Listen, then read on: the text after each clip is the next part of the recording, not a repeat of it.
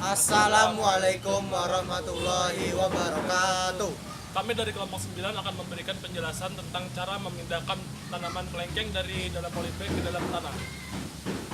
Audio Jungle. Lengkeng adalah salah satu tanaman yang tumbuh di wilayah Asia Tenggara.